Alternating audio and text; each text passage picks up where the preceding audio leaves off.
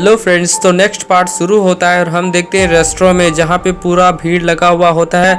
बगल में हम देखते हैं मेंगचुआन का पोस्टर भी लगा हुआ होता है। यहाँ पे दाजांग ने पूरे सिटी को पार्टी दी हुई होती है। उसके बाद सीन शिफ्ट होता है, हम देखते हैं मेंग को, जिसके पास ओल्ड लेडी साइंटिस्ट भी होती है। वो इसके चारों ओर घूमती है और इसको अच्छे से देखती है। तो ओल्ड लेडी कहती है इतना भी बुरा नहीं है, अब तुम अपने ग्रेट आंट के कुछ इन हैंडसमनेस को इनहेरिट करने वाले हो। बाद हम देखते हैं ओल्ड लेडी उसके ऊपर अटैक कर देती है, तो मेंग उसे अपने हाथ से रोक लेता है। उसके बाद हम देखते हैं ओल्ड लेडी कहती है ग्रेट और उसके ऊपर लगातार अटैक करने लगती है, तो मेंग उसको डॉज करने लगता है। तो ओल्ड लेडी कहती है क्विक रिएक्शन।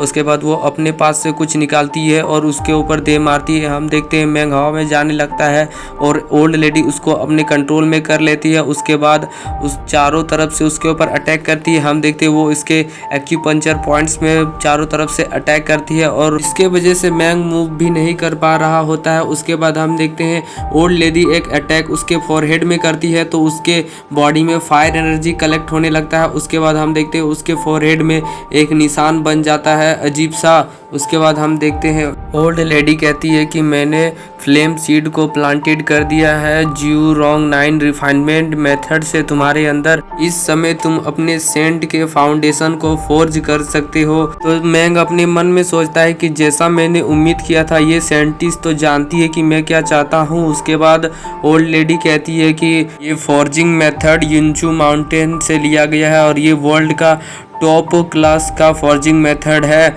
उसके बाद युनचू माउंटेन का नाम सुन के मेंग तो चौंक जाता है। युनचू माउंटेन को तो लैंड ऑफ सेंट भी कहा जाता है। उसके बाद ओल्ड लेडी कहती है मॉन्स्टर को मारने के बाद जो उसके अंदर डीमन पिल होता है, वो डीमन पिल तुम्हारे इस मेथड में फॉर्ज करने के लिए जरूरत होगा और डीमन स्लाइंग कॉन्टेस्ट तुम्हारे लिए बहुत अच्छा अपॉर्चुनिटीज है, क्योंकि यहाँ पे बहुत सारे डीमन पिल मिलते हैं। ओल्ड लेडी कहती है कितना आश्चर्य की बात है कि तुमने अभी तक बॉडीलेस रियाल में ब्रेक थ्रू नहीं किया है, इसलिए तुम अभी फॉर्जिंग नहीं कर सकते। इसलिए जाओ और स्टडी करो इस फॉर्जिंग मेथड को और डीमन स्लाइंग कॉन्टेस्ट जल्द ही आने वाला है।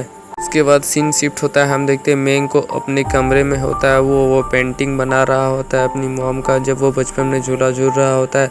और वो कहता है इस साल मैंने अपने प्रैक्टिस को बहुत ही ज़्यादा नेगलेक्ट किया है, जिसके वजह से मैं डाउन चला गया। लेकिन मॉम आप फिक्र मत कीजिए, मैं डेफिनेटली सेंट बन जाऊंगा। उसके बाद हम देखते हैं उस पेंटिंग से वही बटरफ्लाइज निकलने लगते हैं और उसके फोरहेड में एंटर करने लगते हैं। उसके बाद हम देखते हैं मेंग अपने सी ऑफ कॉन्शियसनेस में पहुंच जाता है और वहां पे पहुंचने के बाद वो अपने स्पिरिट बॉडी को देखता है और कहता है ये छोटा बेबी तो और थोड़ा बढ़ गया है।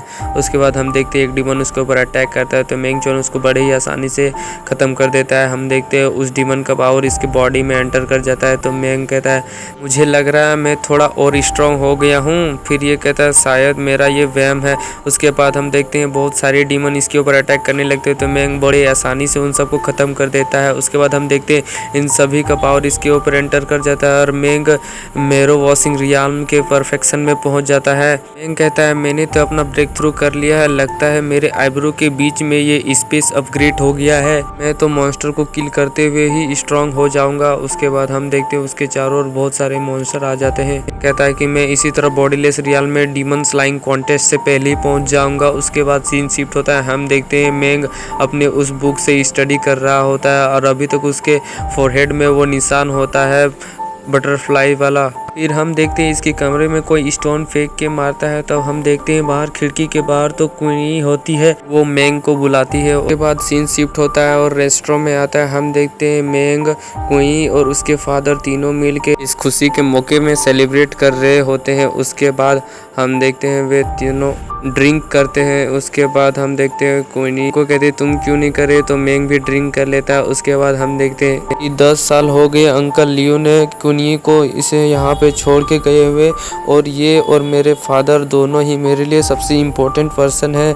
उसके बाद हम देखते हैं क्वीनी और मेंग के फादर दोनों ही बहुत मस्ती करते हैं, वे लोग कुछ गेम खेलते हैं और इसी बीच में वे लोग बहुत सारा ड्रिंक कर लेते हैं। उसके बाद हम देखते हैं उस हालत में मेंग के फादर वहीं पे गिर जाते हैं और वे कहते हैं मेंग तुम हमेशा ही केयरफुल रहना, मुझे इस बात से नहीं फ़र्क पड़ता कि तुम कौन से रैंक में आते हो, तुम मेरे इकलौते अकेले सबसे अच्छे बेटे हो। हम देखते हैं क्वीनी ने भी बहुत सारा ड्रिंक किया हुआ होता है, तो वो भी आके कहती है मेंग तुम डरो मत, मैं तुम्हें प्रोटेक्ट करूंगी, शायद मैं ही वो पर्सन हूँ जो तुम्हें प्रोटेक्ट करूंगी। उसके बाद हम देखते हैं क्वीनी भी वहीं पे लुढ़क जाती है। उसके बाद मेंगजवान उसको उठाता है और रेस्टोरेंट से ले जा रहा होता है, तो बीच में रास्ते में हम देखते हैं क्वीनी उसके पेंटिंग के बारे में बात करने लगती है। उसके बाद सीन शिफ्ट होता है, हम देखते हैं मेंगचुआन को जो अपनी मोम को वर्शिप करता है और फिर वहां से जाने लगता है। उसके बाद सीन शिफ्ट होता है, हम देखते हैं बाय फैमिली के पेट्रियार्च को जो अपने मौज करने के बाद आराम से सो रहा होता है, तो हम देखते हैं कोई उसको उठाने की कोशिश करता है लेकिन वो नहीं उठता है, तो वो क्रिएचर उसके मुंह में घुस जाता है, तो ये उड़ जाता है और हम देखते हैं ये तो एक डीमन होता है। इसको देख के तो इसकी हालत ही ख़राब हो जाती है और ये डीमन कहता है मिस्टर मुझे आपसे एक फेवर चाहिए। ये कहता है कौन सा फेवर? ये कहता है मुझे डीमन स्लाइंग कॉन्टेस्ट में पार्टिसिपेट किए हुए सारे पार्टिसिपेट को वो मरता हुआ देखना है। उसके बाद वो वहाँ से चला जाता है। उसके बाद ये फिर दोबारा सो जाता है, तो हम देखते हैं तभी बाय गुआन वहाँ पे आता है और कहता है कि आपने मेरे मैरिज को क्यों अरेंज किया, मैं करना चाहता था।